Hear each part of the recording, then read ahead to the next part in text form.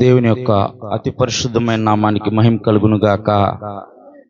ఆమేన్ చెప్పట్లేదు ఎవరు ఉన్నారా? ఎక్కడ ఉన్నారా? మంచిది. దేవుడు మిమ్మల్ని దీవించును గాక.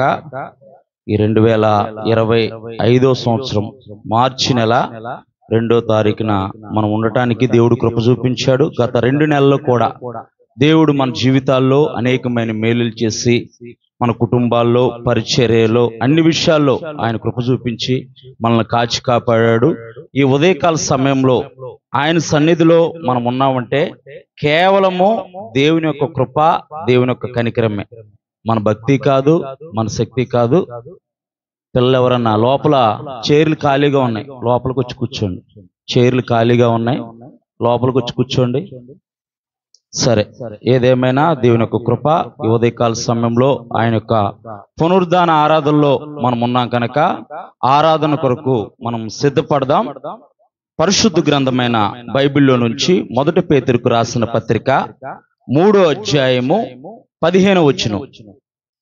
1 పేతురుకు రాసిన పత్రిక 3వ అధ్యాయము 15వ వచనం.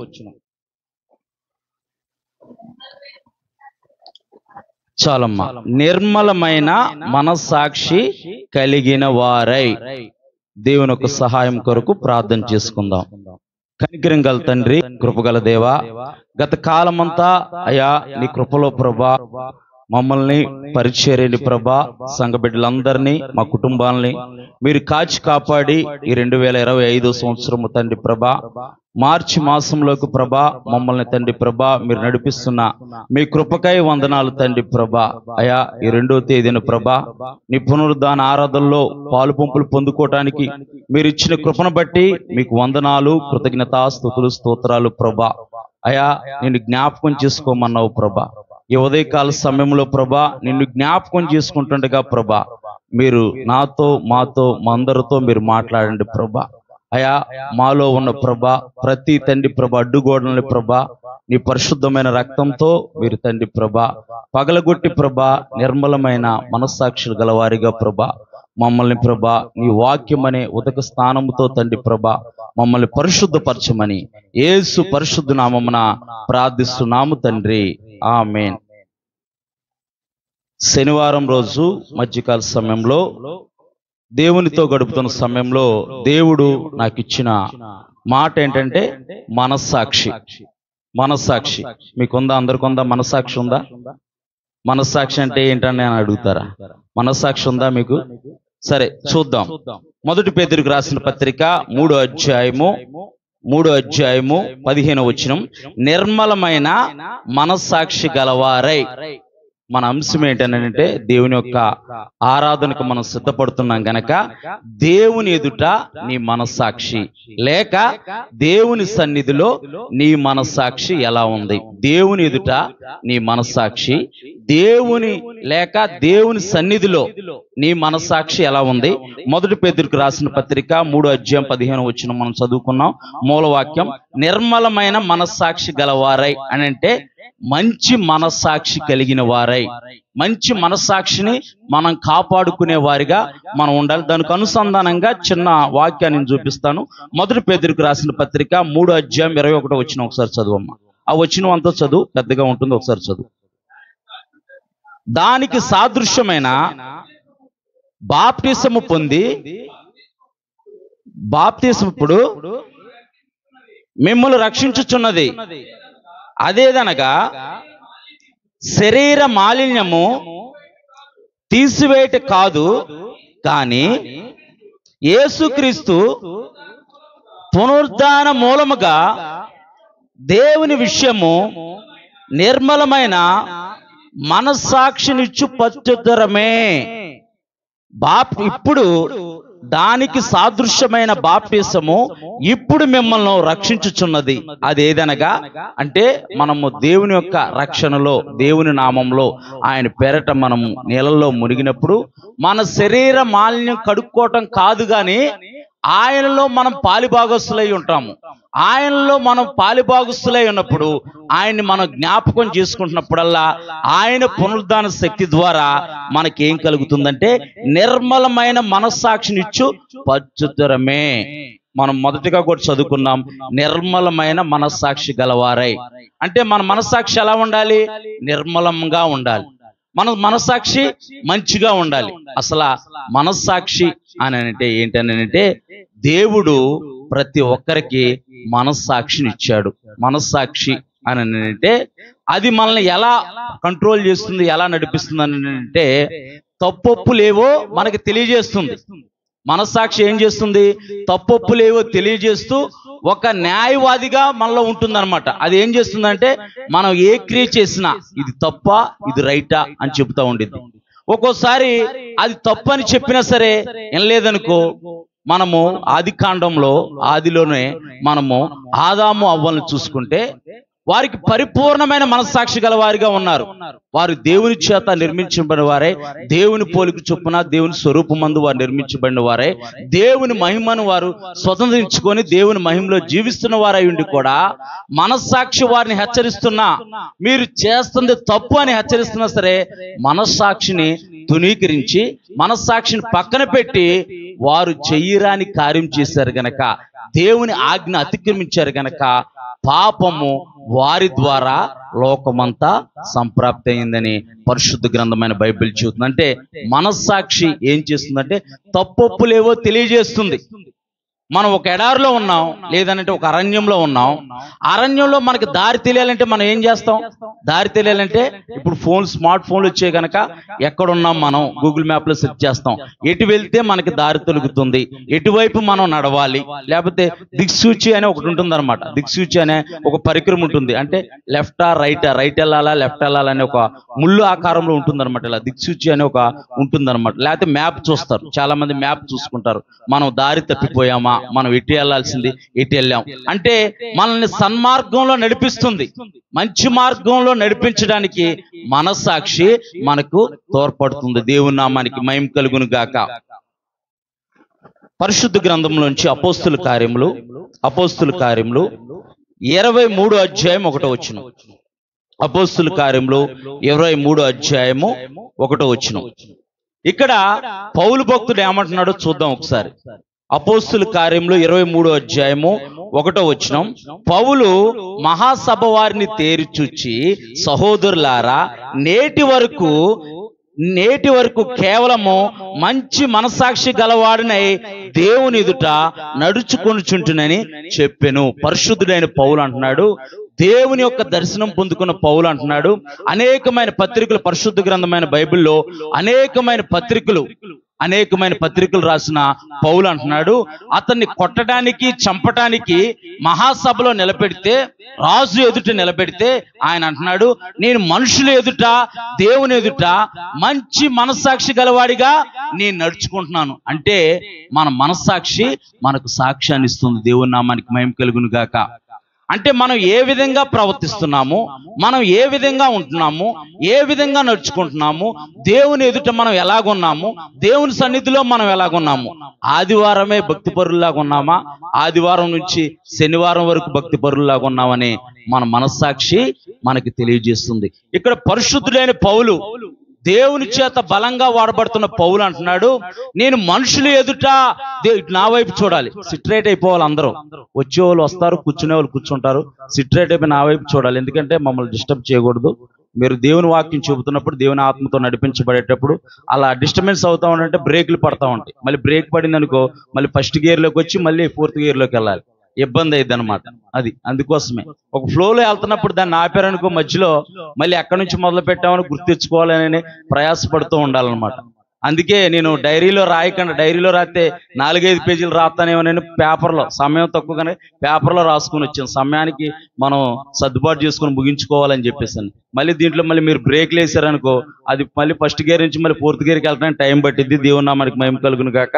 అపోస్తుల కార్యంలో 23వ అధ్యాయం 1వ వచనంలో ఇక్కడ పరిశుద్ధుడైన పౌలు అంటున్నాడు, నేను మనుషుల ఎదుట దేవుని ఎదుట మంచి మనస్సాక్షి గలవాడిగా నేను ఉంటున్నాను. ఈ ఉదయకాల సమయంలో అటువంటి సాక్ష్యము మనకుందని మనం పరిశీలన చేసుకోవాలి. ఎందుకంటే దేవుని యొక్క పరిశుద్ధమైన బలలో మనం పాలు పంపులు పొందబోతున్నాం కనుక. ఆయన మనం జ్ఞాపకం చేసుకుంటున్నాం గనక ఏంటి, కొట్టడానికి చంపటానికి రాజులు ఎదుట, అధికారులు ఎదుట పౌలు నిలబెడితే పౌలు అంటున్నాడు, నేను మనుషులు ఎదుట, దేవుని ఎదుట నేటి వరకు, ఇప్పటి వరకు నేను మంచి మనస్సాక్షి గలవాడిగా నేను నడుచుకుంటున్నాను అంటున్నాడు. ఇంకా చూద్దాం, అపోస్తుల కార్యములు 24వ అధ్యాయము 16వ వచనం. 24వ అధ్యాయము 16వ వచనము. ఈ విధముగా నేనును దేవుని ఎడలను మనుషుల ఎడలను ఎల్లప్పుడూ నా మనస్సాక్షి నిర్దోషమైనదిగా ఉండినట్లు అభ్యాసము చేసుకొనుచున్నాను. అభ్యాసం అంటే ప్రాక్టీస్. ఇంకా ప్రాక్టీస్ మొదలుపెట్టాడు ఒకసారి. తమస్ మార్గంలో దేవుని యొక్క మహిమను పొందుకొని, దేవుని యొక్క దర్శనాన్ని పొందుకొని అప్పటి నుంచి మొదలు పెట్టాడు. ఇంకా మనుషులు ఎదుట, దేవుని ఎదుట నేను ఏదేమైనా, కష్టమైనా, నష్టమైనా, శ్రమైనా, ఇబ్బంది అయినా, ఇరుకైనా సరే నేను మంచి మనస్సాక్షి గలవాడిగా నేను ఉండాలి. నా మనస్సాక్షి నా పాపములు ఒప్పింపజేస్తుంది. నా మనస్సాక్షి నేను నడిచే త్రోవను నాకు గుర్తు చేస్తుంది. నేను తప్పు చేస్తున్నానా, ఒప్పు చేస్తున్నానా, నేను మనుషుల ఎదుట ఎలా ఉన్నాను, దేవుని ఎదుట ఎలా ఉన్నాను. ఇక్కడ పౌలు అంటున్నాడు, ఈ విధమున నేనును దేవుని ఎడలను మనుషుల ఎడలను ఎల్లప్పుడూ నా మనస్సాక్షి నిర్దోషమైనదిగా ఉండినట్లు అభ్యాసం చేసుకొనుచున్నాను. అంటే ఎల్లప్పుడు కష్టమైన, హింసించేవారున్నా, అపనిందలేసేవారున్నా, బాధ పెట్టేవారున్నా, నిందల మాటలు మాట్లాడేవారున్నా సరే, మనుషులు ఎదుట, దేవుని ఎదుట, మనుషులు బాధ పెడుతున్నారు కదా అని దేవుణ్ణి దూషించట్లా, మనుషులు కష్టపెడుతున్నారు కదని దేవుడు ఉన్నాడా లేడా అని అంటలా. మనుషులు ఎదుట, దేవుని ఎదుట నేను నిర్దోషమైన మనస్సాక్షి గలవాడిని నేను నడుచుకుంటూ అభ్యాసం చేసుకుంటున్నాను. నేను కష్టమైన చావనైనా చనిపోతాను కానీ నా మనస్సాక్షిని చంపుకోను అంటున్నాడు. ఒక మాటలో చెప్పాలంటే, ఎంత కష్టమైనా సరే నా మనస్సాక్షికి విరోధంగా, మనస్సాక్షి మనకు ఒక న్యాయాధిపతిగా దేవుడు ఒక బహుమానంగా మనలో పెడితే, ఆ మనస్సాక్షిని చంపేసేవారిగా మనం ఉండకూడదని పరిశుద్ధుడైన పౌలు పరిశుద్ధ గ్రంథమైన బైబిల్లో అనేక పత్రికలు రాసి దేవుడి కొరకు నమ్మకంగా బ్రతికిన ఒక సేవకుడి యొక్క తీర్మానం చూడండి. మరి ఆ సేవకుడు ఎలాగుంటే విశ్వాసులైన మనం ఏ విధంగా ఉండాలి, క్రైస్తవులం అని చెప్పుకుంటున్నా మనం ఏ విధంగా ఉండాలి, ఇంకా మనం ఎలా నడుచుకుంటే దేవుని మనసును ఆకర్షిస్తాము, ఎలా నడుచుకుంటే దేవుని యొక్క హృదయాన్ని గెలుచుకుంటాము, ఆయన హృదయంలో స్థానం సంపాదించుకుంటాము. చంపటానికి నిల్చోబెట్టినప్పుడు కష్టమైన పరిస్థితుల్లో కూడా నేను కష్టమైనా సరే నిర్దోషమైన మనస్సాక్షి గలవాడిగా నేను జీవిస్తానంటున్నాడు. దానికి సాదృశ్యం ఏంటంటే దేవుని భయం. ఏంటది? దేవుని భయం. దేవుని భయం అంటే ఏంటనంటే, మనం ఎవరినైనా ప్రేమించామనుకో, ఎవరినైనా ఇష్టపడ్డామనుకో, ఎవరినైనా గౌరవించామనుకో, వారికి నచ్చంది మనం ఏమైనా చేస్తామా? వారిని బాధ పెడతామా? ఒకవేళ నచ్చంది చేసినా సరే వెంటనే క్షమాపణ అడుగుతాం. ఎందుకు? వారిని బాధ పెట్టామని, వారికి నచ్చంది చేశామని, వారికి ఇబ్బంది కలిగించామని. మరి దేవుణ్ణి మనం ఎన్నిసార్లు బాధ పెట్టుంటాం? గడిచిన సంవత్సరాలు వదిలేసేద్దాం. ఈ 2025 సంవత్సరం 2 నెలలు గడిచిపోయింది. ఇది 3వ నెల. ఈ 2 నెలలు కలిపి 4 8 సార్లు ఆయన పరిశుద్ధమైన బలలో మనం పాలుభాగస్తులుగా ఉన్నాం. ఇది 3వ నెల, మొదటి ఆదివారం. మనం దేవుణ్ణి ఎన్నిసార్లు బాధ పెట్టాం, మనుషుల్ని ఎన్నిసార్లు బాధ పెట్టాం? మనుషులకి క్షమాపణ చెప్పామా, దేవునికి క్షమాపణ చెప్పామా? దేవుని భయం అని అంటే మంచి మనస్సాక్షి, నిర్దోషమైన మనస్సాక్షి గలవాడిగా జీవించడం అని అంటే దేవుణ్ణి బాధ పెట్టం, దేవుని స్వరూపంలో ఉన్న మనుషులను కూడా బాధ పెట్టం. ఒకవేళ తెలియక పొరపాటు చేయొచ్చు. మనం శరీరీతిగా ఉన్నాం గనక, శరీరాన్ని ధరించుకొని ఉన్నాం గనక, క్రామక్రోధ మది మత్సరములు కలిగిన వారిగా మనం ఉన్నాం గనక ఒకవేళ పొరపాటు చేయొచ్చు. కానీ క్షమించమని అడిగామా, అడగలేదా? దేవుణ్ణి అడిగామా? మనుషుల మాట పక్కన పెట్టేద్దాం, దేవుణ్ణి అడిగామా? ప్రభువా, ఈ వారమంతా నీ ఎదుట నేను ఎలా ఉన్నానో. దేవుడు అంటున్నాడు, మంచి మనస్సాక్షి అనే ఒక న్యాయాధిపతిని మనలో పెట్టాడు. అదే మనల్ని ఒప్పింపజేస్తుంది, అదే మనల్ని హెచ్చరిస్తుంది, అదే మనల్ని నడిపిస్తుంది. లోకంలో ఉన్న మనుషులే దేవుని ఎరగని వారే మంచి మనస్సాక్షి కలిగి జీవిస్తున్నారు. మరి దేవుని ఎరిగిన ప్రజలమని చెప్పుకుంటున్నా మనము మంచి మనస్సాక్షిగా గలవారిగా ఉంటున్నామా, ఉండట్లేదా? మనకిష్టమైన వారిని మనం బాధ పెట్టేవారిగా ఉండము. దేవుడు మన కొరకు ప్రాణం పెట్టాడండి. ఆయన సర్వస్వాన్ని ధారపోశాడు. ఆయన రక్తము, ఆయన ఒక శరీరంలో రక్తపు బొట్టు కూడా లేకుండా ఆయన మన కొరకు ధారపోశాడు. తన ప్రాణాన్ని ధారపోశాడు. మనుషులు చూడలేని వానిగాను, వ్యాధిని అనుభవించిన వానిగాను ఆయన రిక్తునిగా మన కొరకు మార్చబడ్డాడు.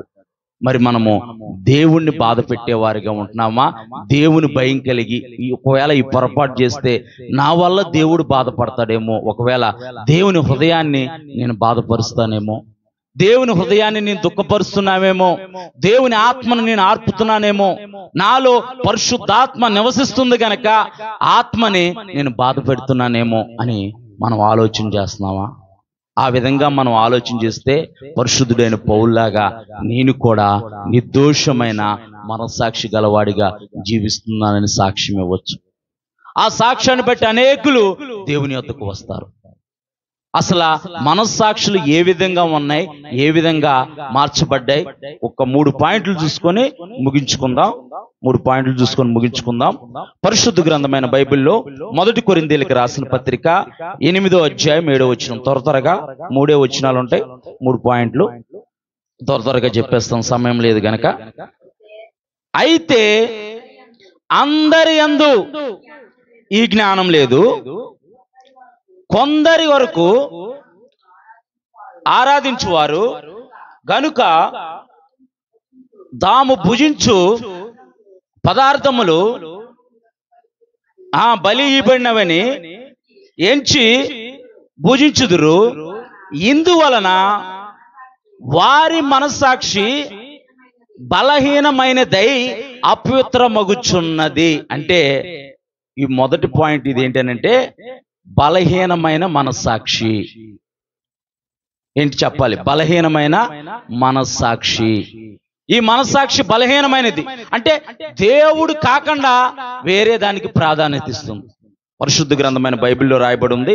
1 కొరింథీయులకు రాసిన పత్రిక 10వ అధ్యాయం 21వ వచనంలో, మీరు ప్రభు పాత్రలోనిది దెయ్యముల పాత్రలోనిది కూడా తాగనేరరు, ప్రభు బల్ల మీద ఉన్న దానిలోను దెయ్యముల బల్ల మీద ఉన్న దానిలోను కూడా పాలు. అంటే వీళ్ళు 2 పడవల మీద కాలేసే బ్యాచ్ అన్నమాట. అటు ఉంటున్నారు, ఇటు ఉంటున్నారు. దేవుడు అలా ఉండద్దు అంటున్నాడు. ఉంటే అటన్నా ఉండు, నేను ఎట్టగట్లా చేసి రక్షించుకుంటాను, నేను ఏదో ఒకటి చేసి నిన్ను ఆకర్షించుకుంటాను. లేదంటే ఇటన్నా ఉండు, ఒక వారం ఇటు, ఒక వారం అటు, 3 రోజులు ఇటు, 4 రోజులు అటు. ఆ విధంగా ఉండొద్దు. దేవుడికి వ్యతిరేకంగా నడిచే స్వభావం ఇది. దేవుడు కావాలంటారు, దెయ్యం కావాలంటారు, మంచి కావాలంటారు, చెడు కావాలంటారు. బలహీనమైన మనస్సాక్షి. ఇంకోటి చూసుకుందాం. 1 తిమోతికి రాసిన పత్రిక 1వ అధ్యాయం 19వ వచనం. 1 తిమోతికి రాసిన పత్రిక 1వ అధ్యాయం 19వ వచనం. అట్టి మనస్సాక్షిని కొందరు త్రోసివేసి విశ్వాస విషయమై ఓడ బద్దలైపోయిన వారి వలె చెడి ఉన్నారు. ఇది చెడిపోయిన మనస్సాక్షి. విశ్వాస యాత్రలో విశ్వాసాన్ని విడిచిపెట్టేసి దేవుడు కృపని నిరర్థకం చేసి దేవుడు నాకుతో అవసరం లేదని ప్రయాణించే ప్రయాణికులు, దేవుడి ఆజ్ఞలను తొంగలో తొక్కి నడిచే ప్రయాణికులు, దేవుడి ఆజ్ఞలు దేవుడి కట్టలు అతిక్రమించే వారు ఇల్లు అనమాట. అంటే దేవుడి యొక్క చిత్తానికి ఎదురుపడేవారు. మీరు పైన కింద పైన కింద 2-3 వచనాలు చదివితే మీకు దాని యొక్క సారాంశం అర్థమైంది. సమయం లేదు గనక నేను చెప్పట్లేదు. ఇది చెడిపోయిన మనస్సాక్షి గలవారు. మొదటిగా బలహీనమైన మనస్సాక్షి, రెండోది చెడిపోయిన మనస్సాక్షి. యేసు ప్రభు వారు శిష్యులందరూ కూడా ఆ యొక్క నావలో వెళ్తుంటే యేసు ప్రభు వారు ఆ నావలో ఉన్నారు గనక వారు రక్షింపబడ్డారు. మన విశ్వాస యాత్రలో మనం కష్టమైన నష్టమైనా సరే విశ్వాసముకు కర్తయు దాన్ని కొనసాగించేవాడు అయిన యేసు వైపు చూస్తూ మనం వెళ్ళాలి. వీళ్ళు దేవుని వైపు చూడట్లా, వారికి నచ్చిన వాటి వైపు చూసి విశ్వాసపు ఓడ బద్దలైపోయి అద్దరికి చేరలేని పరిస్థితుల్లో, అంటే దేవుని రాజ్యానికి వెళ్ళలేని పరిస్థితుల్లో ఉన్నవారిగా చెడిపోయిన మనస్సాక్షి కలిగిన వారిగా వారు జీవిస్తున్నారు. మూడోది చూసుకుందాం. మొదటి తిమోతికి రాసిన పత్రిక 4వ అధ్యాయము 1-3 వచనాలు గనక నేను చదువుతాను. 1-3 వచనాలు మీరు రాసుకోండి. అది అయితే కడవరి దినములలో మనం ఏ దినాల్లో ఉన్నాం? అంత్య దినాలు అంటే కడవరి దినాలు. అయితే కడవరి దినములలో కొందరు అబద్ధికుల వేషధారణ వల్ల మోసపరుచు ఆత్మయందు దెయ్యముల బోధయందు లక్ష్యముంచి విశ్వాస భ్రష్టులగుదురని ఆత్మ తేటగా చెప్పుచున్నాడు. ఆ అబద్ధికులు వాత వేయబడిన మనస్సాక్షి గలవారై. మొదటి పాయింట్ బలహీనమైన మనస్సాక్షి, రెండోది చెడిపోయిన మనస్సాక్షి, మూడోది వాత వేయబడిన మనస్సాక్షి. మా చిన్నప్పుడు, ఇప్పుడున్న పిల్లలకి తెలియదులే కానీ, మా చిన్నప్పుడు దాదాపు ఒక 40 సంవత్సరాలు 30 సంవత్సరాలు ఆ కాలంలో వెనక్కి వెళ్తే అప్పుడు ఏం చేసేవాళ్ళంటే, ఏదైనా కామెర్లు అలా వచ్చినప్పుడు ఏం చేసేవాళ్ళంటే, ఏదైనా కడుపు నొప్పి బాగా కడుపు ఉబ్బరంగా ఉంటే వాతలు పెట్టేవాళ్ళు. ఆ బాధ మనకు లేదు, ఇంజక్షన్లో అవన్నీ ట్యాబ్లెట్లు వచ్చినాయి. కానీ అప్పుడు ఏం చేసేవాళ్ళు? వాతలు పెట్టేవాళ్ళు. కడుపు నొప్పి వస్తుందంటే కడుపుకు వాతలు పెట్టేవాళ్ళు. ఇలాగా ఇంటి మార్కులు ఇలాగా వాతలు పెట్టేవాళ్ళు. లేదని అంటే కామెర్లు వస్తే చేతికి ఇలాగా రింగు లాంటి ఒక వాత వేసేవాళ్ళు. ఇప్పుడు ఎవరికి లేదా? మీ చేతులకి ఎవరికి పెద్దోళ్ళకి లేదనుకుంటా. వాత వేసేవాళ్ళు అనమాట. ఇలాగా టీకా వేసినప్పుడు కూడా, అప్పుడు టీకా వేసినప్పుడు కూడా పెద్దగా పడేది. ఇప్పుడు టీకా వేస్తే చిన్న చుక్కలాగా ఉంది, కానీ అప్పుడు టీకా వేసినట్టు పెద్దగా పడేది అనమాట. వాత వేయబడిన మనస్సాక్షి అంటే, వాత వేయబడిన దగ్గర అంటే అక్కడ కాలిపోయిన చర్మం దగ్గర స్పర్శ అనేది ఉండదు. వాళ్ళకి ఎంత చెప్పు, దేవుడు మారమంటున్నాడు, దేవుడు వాక్యం మారమంటుంది, నువ్వు ఎలా ఉండకు, నువ్వు ఎలా ఉండు, దేవుని దగ్గరికి రా, నీ పాపాన్ని విడిచిపెట్టేసే, లోక ఆచారాలను విడిచిపెట్టేసే, లోక సంబంధమైన వాటిని విడిచిపెట్టేసే అంటే వాత వేయబడిన మనస్సాక్షి. ఎంత చెప్పు, బండకేసి అది రిన్ను సోప్ పెట్టి రుద్ది సర్పెక్సల్లో నానబెట్టి రుద్ది కొట్టినా సరే మురికిపోదు. వాళ్ళకి మురికి అనేది బదలదు. అంటే వాత వేయబడిన మనస్సాక్షి గలవారై వాళ్ళు. కాలబడిన శరీరం దగ్గర స్పర్శ ఉండిద్దా? ఉండదు. కాల్చబడిన శరీరం దగ్గర స్పర్శ, ఆ సెల్స్ కోల్పోతాయి అన్నమాట. అలాగే వీళ్ళు ఎలా ఉన్నారంట? అయితే కడవరి దినముల్లో కొందరు అబద్ధికుల వేషధారణ, పైకి మాత్రమే భక్తిపరులు, దేవుని శక్తిని ఆశ్రయించేవారు కాకుండా పైకి మాత్రమే భక్తిపరులు. దేవుడు అంటున్నాడు, వేసినైనా క్షమిస్తాను, కానీ వేషధారుల్ని పొరపాటును కూడా క్షమించను. అసలు ఆ ఎదురు పరలోకంలో ఆ గేట్ ఎదురుగా కూడా అవకాశం లేదన్నట్టు చెబుతున్నాడు దేవుడు. బలహీనమైన మనస్సాక్షి, చెడిపోయిన మనస్సాక్షి, వాత వేయబడిన మనస్సాక్షి. ఈ ఉదయకాల సమయంలో నా మనస్సాక్షులు ఏ విధంగా ఉన్నాయి? దేవుడు ఈ 2025 సంవత్సరం 2 నెలల్లో మన జీవితాల్లో నడిపించాడు. 3వ నెలలోకి మనం వచ్చాం దేవుడి కృపను బట్టి. ఎన్ని పరిస్థితులు, కష్టాలు శ్రమలు లేవంటలా, కష్టాలు శ్రమలు ఇబ్బందులు ఉన్నా సరే మనలో దేవుడు మనస్సాక్షి అనే బహుమానాన్ని పెట్టాడు కనుక ఆ కష్టాల్లో శ్రమల్లో ఇబ్బందుల్లో దేవుడి మీద మనం ఎలా ఆధారపడాలి, దేవునితో ఎలా నడవాలని దేవుని మనల్ని మనస్సాక్షి ద్వారా హెచ్చరిస్తూ మనల్ని నడిపిస్తున్నాడు గనక మనం ఏ మనస్సాక్షిని కలిగి మనం జీవిస్తున్నాం, ఏ మనస్సాక్షితో మనం ఉన్నాం? ఒక్క వచనం చూసుకొని ముగించుకుందాం. హెబ్రీయులకు రాసిన పత్రిక 9వ అధ్యాయము, హెబ్రీయులకు రాసిన పత్రిక 9వ అధ్యాయము, 9వ అధ్యాయము 14వ వచనం చదవమ్మా, గట్టిగా చదవండి. హెబ్రీయులకు రాసిన పత్రిక 9వ అధ్యాయము 14వ వచనం. నిత్యుడగు ఆత్మ ద్వారా తన్ను తాను దేవునికి నిర్దోషిగా అర్పించుకొనిన క్రీస్తు యొక్క రక్తము నిర్జీవ క్రియలను విడిచి జీవము గల దేవుని సేవించుటకు మీ మనస్సాక్షిని ఎంతో ఎక్కువగా శుద్ధి చేయను.